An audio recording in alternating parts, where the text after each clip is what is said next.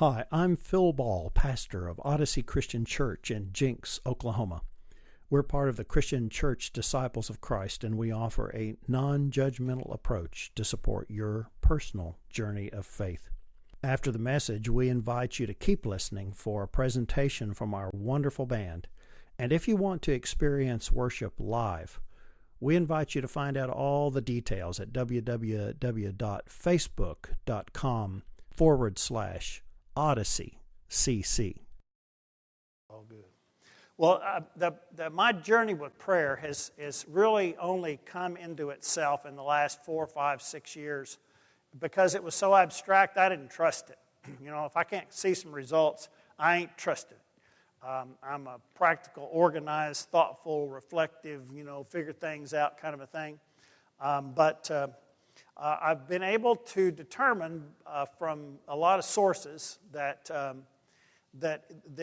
much smarter than I am, thank you, Jesus, that it's the primary connection that we have with God. It's the primary way that we have interaction and conversation. And I think that one of the things that restricts us is that we reduce our concept of prayer down to, kind of a formal conscious of statements. And when I think some of the best prayers go about mumbling under our breath,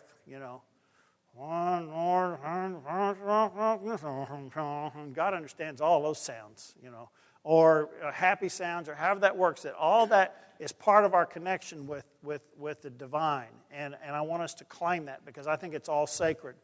But I think that prayer has the power to battle that which is destructive and negative in our lives, and I see that. That's one of the things that I want to keep rehearsing over and over again, and that and our relationship with God is this living energy, this living mystery, and it extends beyond the rational. No matter what we do, we will never be able to figure out how or why God does stuff, even though we'd like to say if we just held our mouth just right, certain things would happen, or if we did the right prayers or gave the right amount of money, or however that works. My conviction after all these years is that's wrong. We will not be able to figure it all out. It's just beyond logic and it's beyond reason. And I think that's probably the whole message of the book of Job, is that the way God works is really it's something that we operate within the context of, and that we don't really understand how it all works. And prayers are not answered like a letter. And the presence of God's Spirit, though, is involved and changes things in the most subtle, unpredictable ways. And so that's why all this series I've been working on developing this habit of focusing on that presence in our head, in our busy minds, so that we can begin to do that. Now, I needed to get all that said so that we can move into this one more section. And it's about us as a congregation, as a denomination, as a tradition within the faith. And we have what I consider to be a rational, analytical tradition. And that guy up there started off, if you want to blame somebody, because they were, back in the day, there were as many Presbyterians as there are flavors of ice cream today. I mean, there were just all kinds of stuff, and each one had their own beliefs and different things. And he and several other fellows, not directly related, got clear that they were real interested in what was in the Gospels and not what was in traditional religion. And they began to try to analyze it and work it together. And out of that birthed the Christian Church. Thomas and Alexander Campbell, Barton Stone, Walter Scott, they all gravitated to form this movement. And then out of that tradition, we evolved a strength for education and the rational mind that's carried us into our present form as disciples. In surveys during the 1990s, researchers determined that more teachers and educated were active in the Christian Church Disciples than any other denomination. That the one common characteristic most disciples preachers had was preaching from a rational intellectual basis. And so I believe it's significant that we look at what keeps going and evolving in the Christian Church Disciples, that you don't just write it off, because the General Assembly that's going to happen this coming summer in, I think, Orlando, is Lord, Teach Us to Pray. And I believe it's significant that the Christian church keeps evolving. Honestly, I had forgotten that that was the theme because I usually don't go to those things before we got into this whole prayer series. And then I discovered that. I thought, oh, that's cool. God's synergy working again. So that we begin to move clearer into that. And tonight we're looking particularly at Jesus at prayer. And I picked out several things to use to talk about how Jesus related to prayer. And the first thing I want to bring up is that Jesus connects to God in prayer. And that's one of the things that I've tried to get said to you guys, is that's how we connect. And so I picked out two scriptures, one of which is when he was baptized. And you can read that up there. When all the people were baptized and when Jesus had also been baptized and was praying, the heaven was opened. So that prayer is just bonds him to God's Spirit. And God opens up and says, this is my Son with whom I'm well pleased.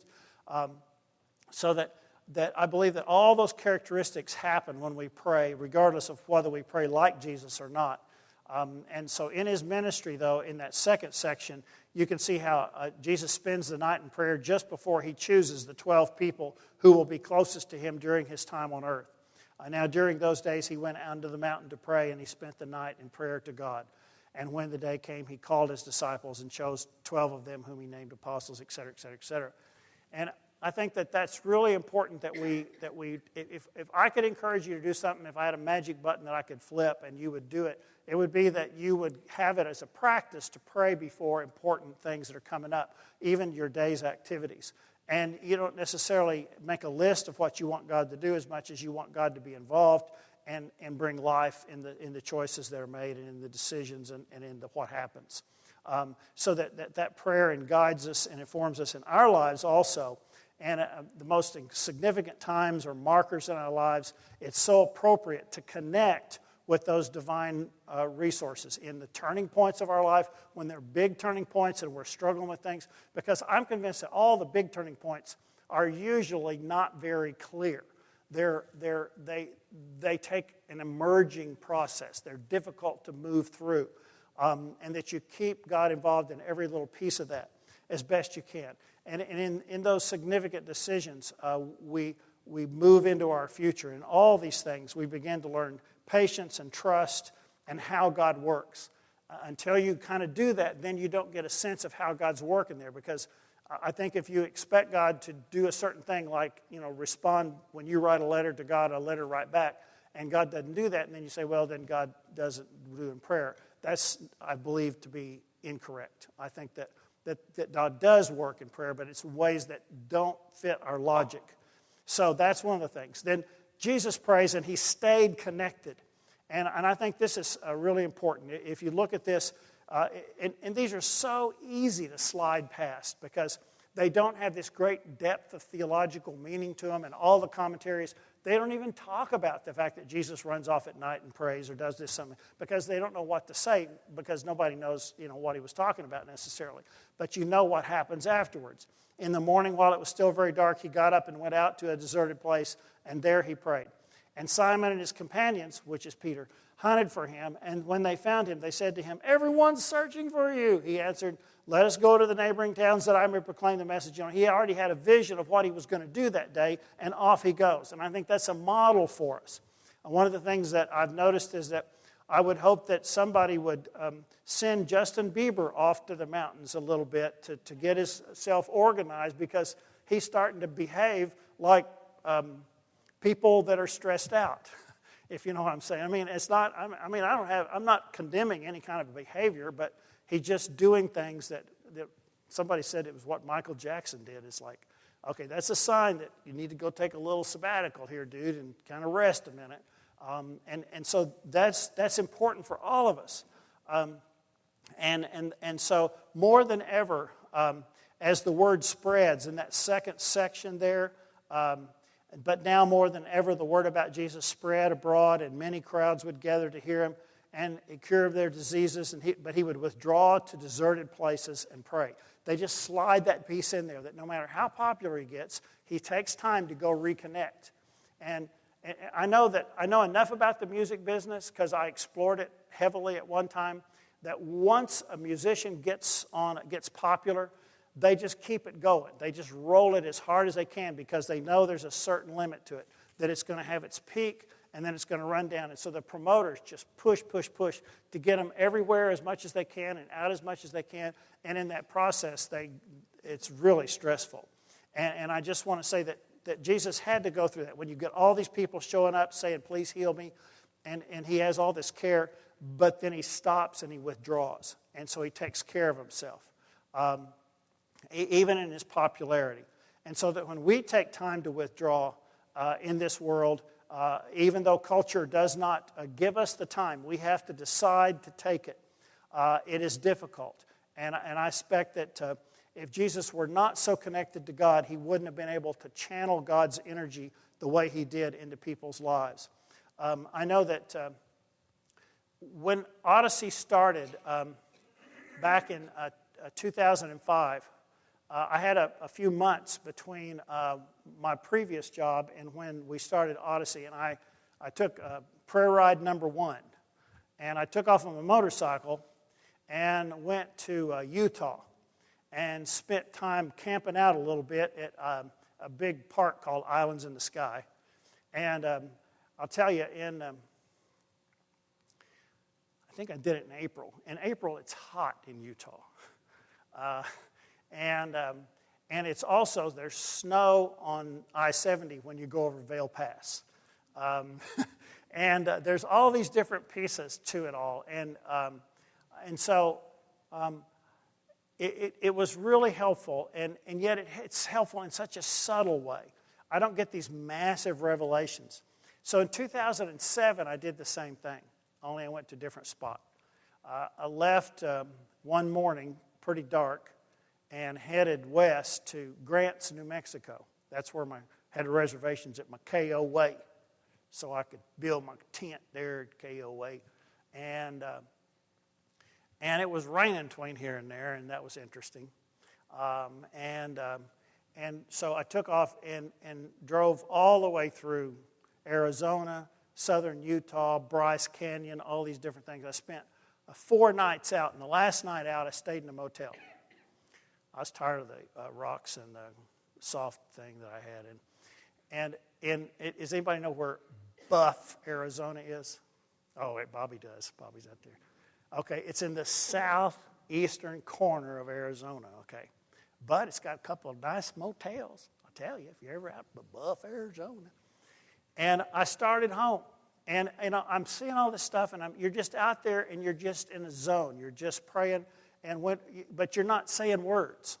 You know what I'm saying? You're not saying words. You're not going, well, I do say a lot of things to God, but it's not very formal. And the thing about riding a motorcycle at fairly high speeds is, if you've got any sense at all, you concentrate. It's not like driving a car where you can kind of go, that kind of a thing.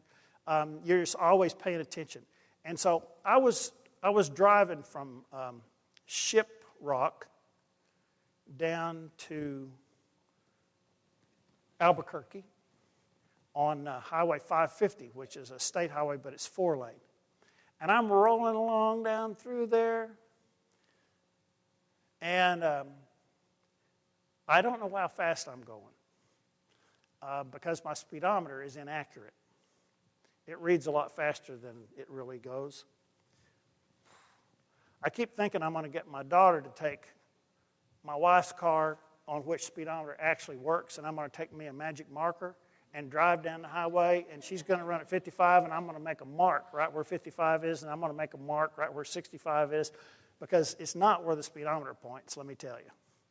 That or everybody driving down the highway at 70 is really doing 80. That's what my speedometer says. So I'm driving down through there and everything, and it comes to me, it just like words without being auditory from God saying, your job is to reveal who I am. Okay? That was just as clear as the day is long. You never know where it comes from. I hadn't been talking to God necessarily that day. And I would have thought, that's exactly right. Poof, that just popped in my head. Now, I'm telling you that story because I want you to know that it's a process. And it comes from, I set myself up to go do that. I think there are people who think, well, he's just on a vacation. Okay. Well, okay, however you want to look at it, it's fine with me. I know what I'm doing, and it's a good thing I do because you don't. And so I'm off doing that. And it's like it took the 5th day and all those things, visiting all those places. I even went to Kodak Park in Nevada or some kind of thing, and they called it Kodacomb Park because that's where everybody took pictures all the time, all these little funny things that stick up and down. I took extra 3 hours to go by that place just because of the name of it. It wasn't that great, but anyhow, that's the kind of thing you do when you're on that journey, and that's what you do when you're on prayer. You wander all over the place, and that's what I'm trying to get you a picture of, because it's not anything we are normally trained to understand. We don't go to school to learn how to do prayer. You can learn all the intellectual components of it, but you don't know the process of it. I'm trying to witness the process of it so that you can incorporate it and integrate it into your life. And I took all that time just to tell you that, because that's how I stay connected. Even though I haven't been on a big prayer ride like that since 2007. I think my grandson keeps me connected. Jesus prays, and there are miracles that happen. The miracle of the loaves and the fishes is the first one. And you can read that piece there. You know, we have nothing for them here but 5 loaves and 2 fish. Bring them here to me. And then he transforms them into abundance for everybody. And he does it with prayer. You know, he looks up to heaven and blessed and broke the loaves and gave it to the disciples. And the disciples gave them to the crowds. Zoom. Okay. Now, this is an aside. Okay, this is a little aside in conjunction with the story of the miracles. And it's a little bit of Zen work. It's a little bit of martial arts stuff, okay? Because what I didn't read to you, the verses 15 and 16 that precede 17 up there, you with me? When it was evening, the disciples came to him and said, "This is a deserted place, and the hour is now late. Send the crowds away so that they may go into the villages and buy food for them." And Jesus says to them, "They need not go away. You give them something to eat." All right. Here, you got power. I've been trying to teach you individuals this. This is the 14th chapter of Matthew. You've been messing around with me since the 3rd chapter of Matthew. Are you with me? Have you learned anything? Why don't you try to feed them? I think God's always handing it over to us, saying, use the power I want to give you. Try that. And I think that many times we have this self-conscious thing that says, oh, we can't do that. I can't do that. I know I have had that happen to me 50 times where I can't do that. And yet Jesus transforms it, and because we only see the 5 loaves and the 2 fish. Jesus sees the possibility for abundance. And that's the kind of thing. So, and then the second miracle is picturing the dead friend Lazarus, okay? And if you've ever read that story, word comes to Jesus that Lazarus is really sick and that Mary and Martha, his close friends, are really worried. And, you know, for a free green cupcake back there, does anybody know what Jesus does? Anybody? Anybody? Anybody? He messes around for 2 more days. He doesn't even take off to go. He just, I say, farting around. He wasn't doing anything special for 2 more days, even though they were saying, dude, she's in bad shape. Y'all got to come. If you would come, it'd be fine. And so then he goes over there, and Mary, and I can't remember if it's Martha or Mary, comes up to him and says, "Where were you? He died." And Jesus says, "Take me to him." And they said, "He's been in there 4 days. He smells bad." I mean, that's all up there. It says, "Lord, already there is a stench because he has been dead 4 days." Verse 39. And Jesus said, "Take the stone away." And he calls him out. "Lazarus, come out." And in fact, he makes this big, because this is the Gospel of John, he makes this big deal. "Father, I thank you for having heard me. I knew that you always hear me, but I have said this for the sake of the crowd standing here so that they may believe that you sent me. Okay, he's always doing these things. And so Jesus, in this God thing, does another thing. It flies in the face of logic. God's activity continually does. And I think the hardest thing for those of us who are rational, I know it's hard for me, is to actually trust that God's doing something in a way to bring new life and to hope in it when I'm not sure it's hopeable, if that makes any sense. It's worth hope. And I think that's a real tension that we all go through. Even if it doesn't come to be like we think it ought to, will we just be disappointed and upset, or can we trust that somehow God is doing something that we don't understand? Which then plays into the next thing that happens when Jesus is praying. He becomes transfigured, okay? He goes up on the mountain with Peter and James and John, and he's praying, and the appearance of his face changes while he was praying, and his clothing becomes dazzling white.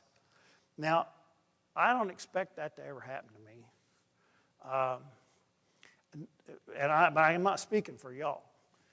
But I'm saying that what I am trying to address is that prayer connects us to God, and we don't know what's going to happen in that connection.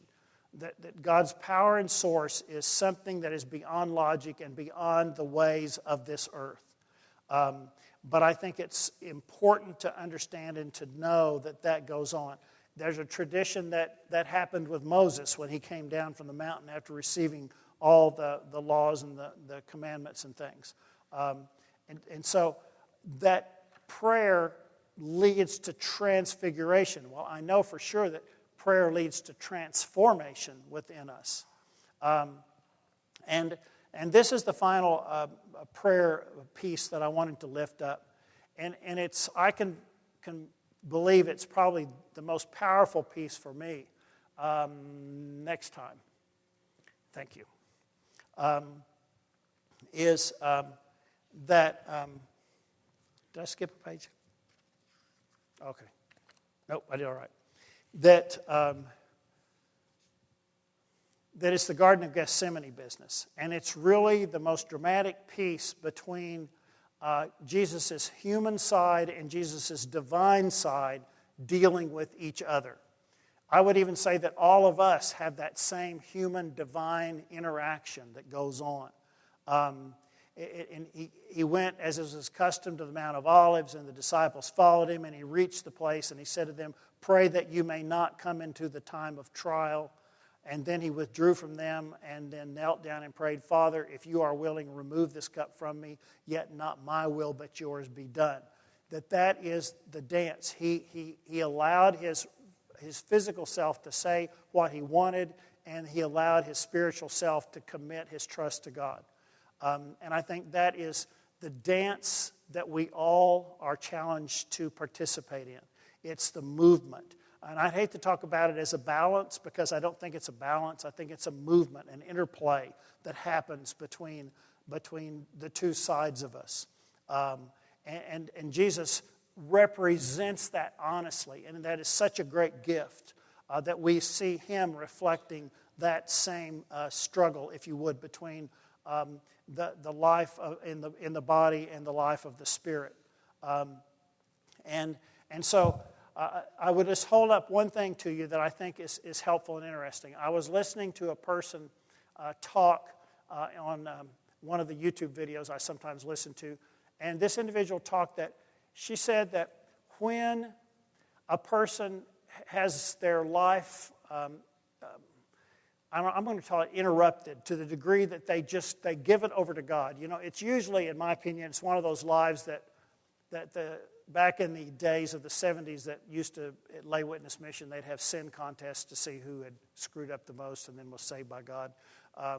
But in the process of having your life transformed to where it was hard and difficult, and all of a sudden it got shifted. That's a John Wesley experience where he struggled, and then all of a sudden he felt his heart strangely warmed, a transformation, and he's able to give his life to God. And this person said she has never met anyone who had given their life to God who had regretted it, who had allowed that transformation to happen, who had regretted it, to submit to God's leadership in their life. So I would just say that because Jesus finally trusted that God was that kind of continuing, supporting relationship and could extend with him beyond even the human end of life, that we have that same promise in our lives. The relationship in his earthly life leads us in the opportunity to grow. And we do it at our own pace and our own way till we know that God is that continual, redeeming, guiding, helping, leading, healing, loving presence in our life's experience at every moment. And that's the kind of thing that happens when we spend enough time in prayer. And last thing before I spend our evening ending it in prayer is this. They elected a new pope today. And I thought that was just the second coolest thing when he walks out and he does the three traditional prayers of really the Christian church, which has to do with the Our Father who art in heaven, and then the Nunc Dimittis, and another one that he does. And then he asked everybody in the square to pray for him. Oh, dude, I had hope in the church. That was really cool because he understood that he's got to stay connected to that, and the job is 10,000 times bigger than the one individual can do. And it's like, that's cool. He's got the trick. He knows where he's coming from. I love it. Let's pray. Dear God, we're coming to you as those on a journey. We're at different places in our understanding of how we can stay connected with you and how you will work in our lives to bring about transformation and things that we cannot imagine. And so we come to you at this time saying that we're ready to make another step. We're ready to keep moving forward in that direction, but we're not completely sure what all that is, but we'll pray about it. Amen. This is a song Stephen Curtis Chapman wrote and released about 2 years ago. It's called Meant to Be.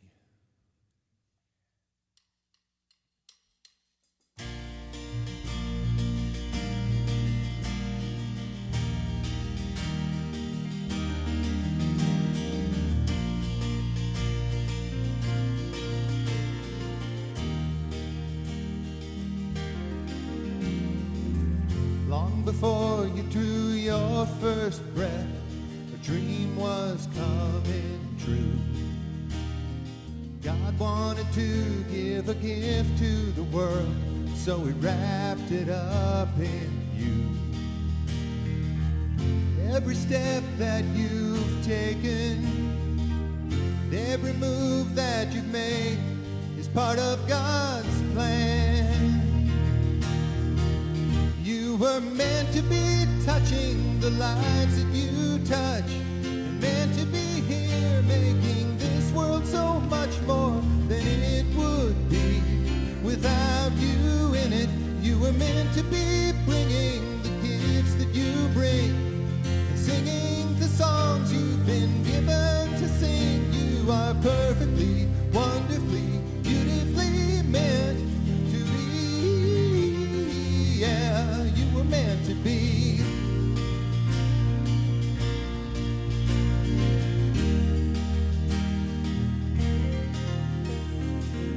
Long before you took your first fall and stumbled to the ground, God started telling the story of you to the angels gathered around.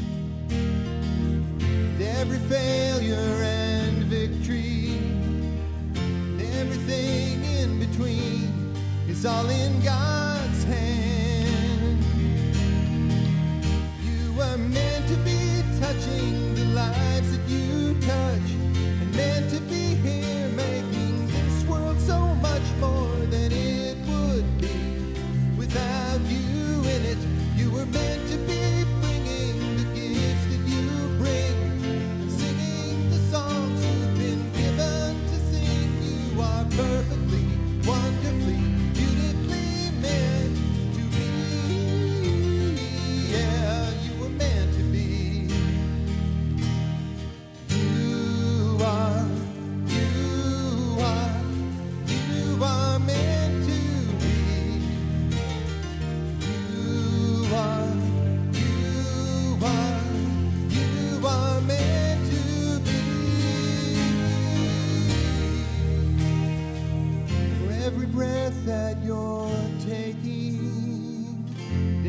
move that you make. It's a meaningful life you've been given, so live it well.